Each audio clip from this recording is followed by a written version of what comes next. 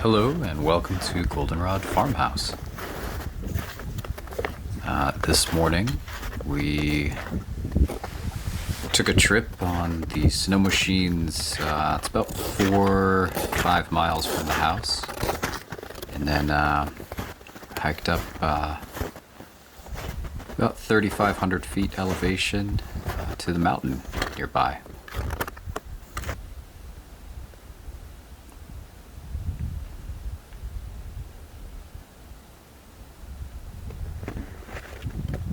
And windy and cold, but absolutely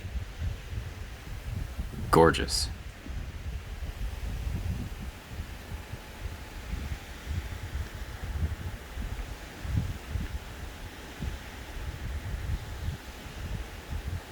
We didn't stay up long because it was quite cold. We got back home, more chores to get the wood inside for the stove. This is our little woodshed we built onto the side of the barn.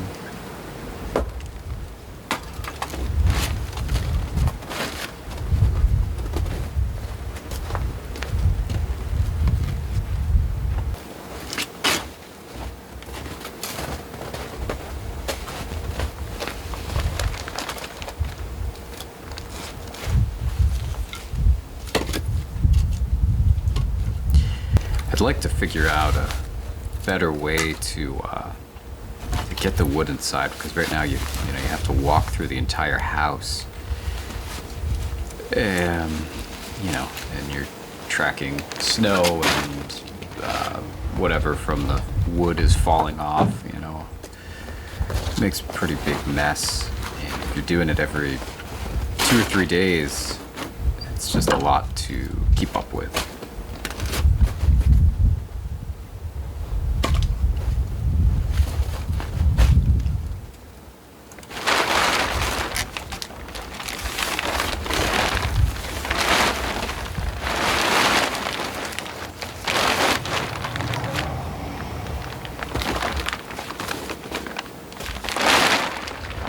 In the future, I think I'll close part of this in, at least the lower section of it, just to keep the snow off of it that comes off of the roof.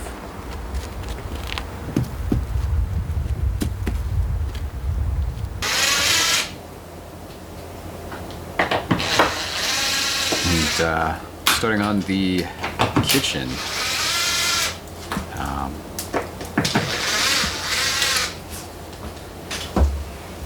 So early here, I wasn't sure how far we'd get into this.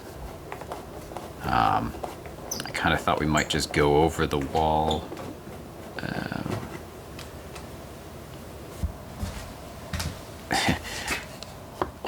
This is kind of funny. There was a medicine cabinet in the kitchen for some reason.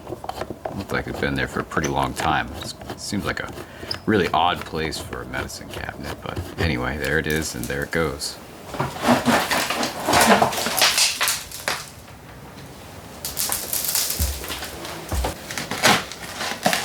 Lots of treasures in the walls here. Never know what we were gonna find digging in. Well, we certainly knew we'd find a mess every wall we got into. So I think one of the owners of the house in the 30s was a school teacher or something like that.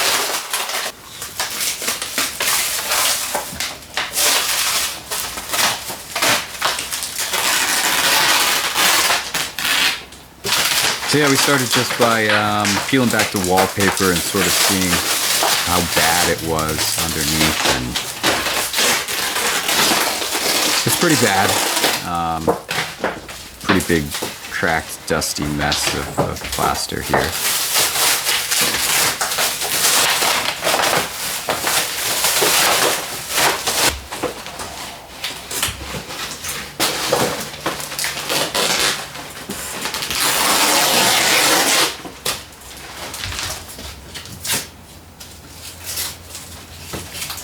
we're still not sure, how far we're going to go, so we're going to just carefully digging into it here and trying not to pull too much plaster down, just kind of carefully getting the wallpaper off. And then of course we decide this stuff's just falling off here basically, so let's tear into it. And I was also noticing, we had blown in some insulation from above, and I could just see places where it just didn't, this whole area I'm working on now, it just didn't even get in there. So we knew we had to tear it apart to insulate it better.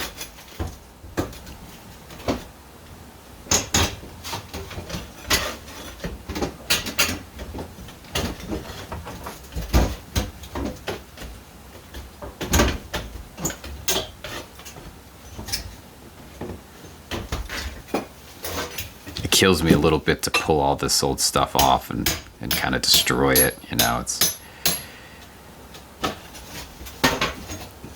a little bit sad to think that it's been there for, who knows, 100 years, over 100 years, I don't know. And just looking at, the craftsmanship that went into this stuff. I mean, just the time they took to put this lathe up and stuff. I mean, split all these boards and get it up there so they could get their plaster on. It's really cool. I mean, everything's done so quickly these days. So yeah, we pull all this down, and I actually cut all the ends of these off, and we'll use them to start fires, so at least we'll do something with it. So I found it interesting. They actually had insulated, or done their version of insulating over the windows everywhere. In this case, it was just a bunch of hay, which is a nasty, nasty mess.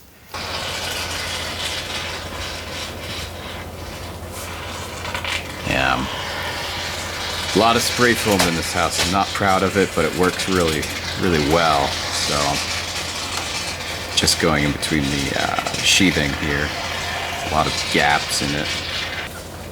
So I mean, really, it's just the sheathing and then the siding. Yeah, there's nothing in between it. So not a whole lot between the inside and outside here. So I figured I'd do whatever I could, especially with some of these bigger gaps.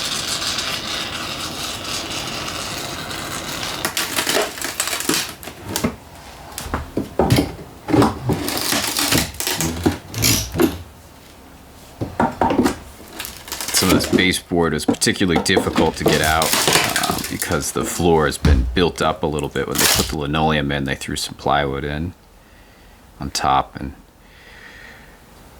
there's more of our treasures from the walls. Lots of generations of critters in there. Some nice skeletons.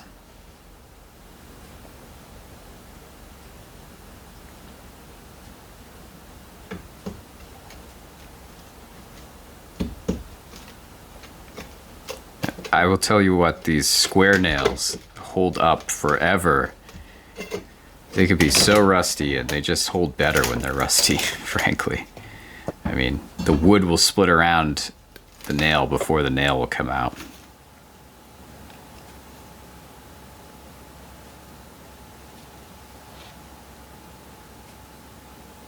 We're friends. One thing I'm really happy we purchased early on was a HEPA vacuum. So you can pull up all this dust and it filters the air, so you don't have anything coming out the other side like you would with a traditional shop vac. You'd get some blow by. So this is interesting. I had been going under the house in the crawl space to jack it up a little bit at a time, and I found this under there when I was pushing some dirt around. So, Gravestone. Here's a hole I've been using to access under the house.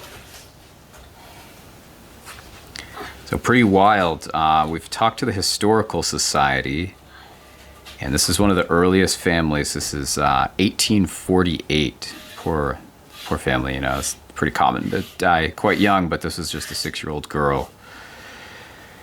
Don't think the family lived here, but there we think was a person who carved gravestones who lived in this house at some point. So they've actually found a few here. So going with the rock wool on this, I've never worked with rock wool before, but I liked the idea that it kind of would push in and hold because they're just not standard size studs. They're not spaced, standard spacing. So it just kind of, I could just cut everything to fit and then it just pushes in. It's not, you know, ideally you would want fewer gaps between it, as few as possible, but it's just worlds better than what it was. One thing I want to say is wear gloves with this stuff. I just started going without grabbing a pair of gloves, and yeah, it's maybe not as bad as fiberglass, but you still get fibers in your hands and they're itchy and probably terrible for you. So do as I say, not as I do. You know, wear safety glasses, wear a respirator, wear gloves whenever you're doing this junk. Respirator is definitely a must. I mean, there's a lot of stuff flying around off of this, and God knows it's bad for your lungs.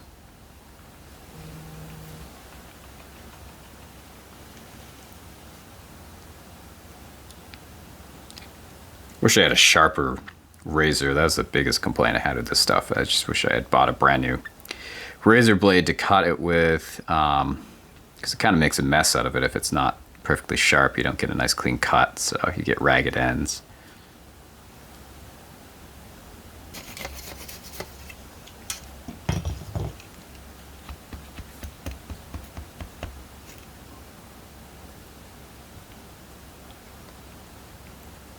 But yeah, rock wool, it's great to work with. Really easy to cut around outlets, you know, wires, whatever. Really nice to work with.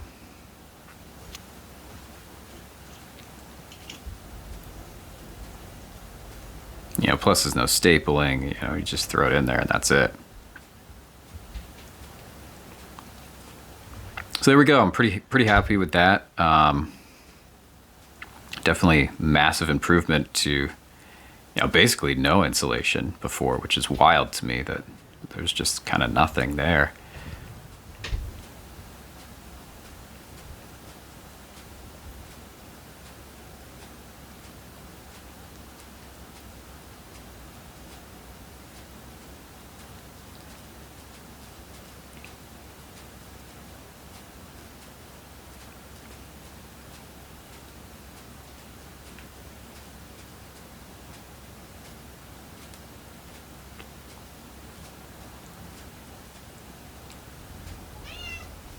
There's Fritz.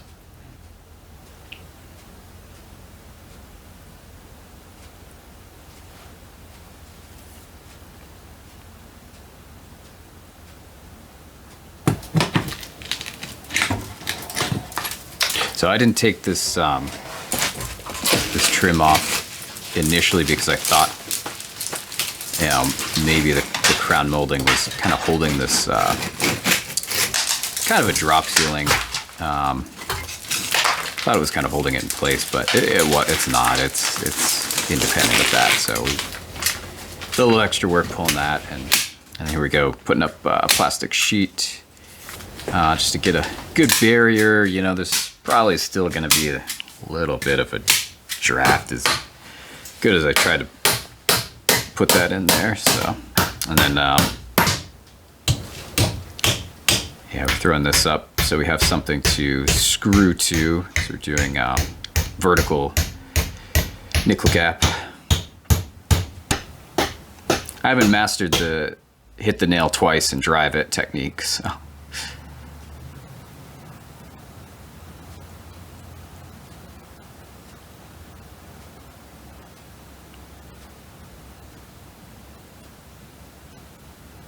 So yeah, here we go. I'm actually trying to keep it slightly off of level because the wall is a little bit crooked, just a little bit, but I just want it all to kind of be the same. I don't know if that was the right thing to do, but it's kind of, with these houses, it's just sort of, you know, what's going to look right. And that's kind of just all it comes down to, for the most part anyway. And we'll be replacing these windows.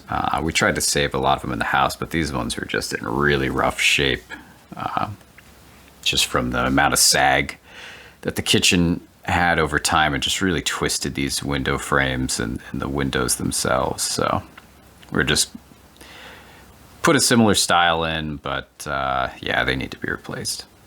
So we'll get to that later.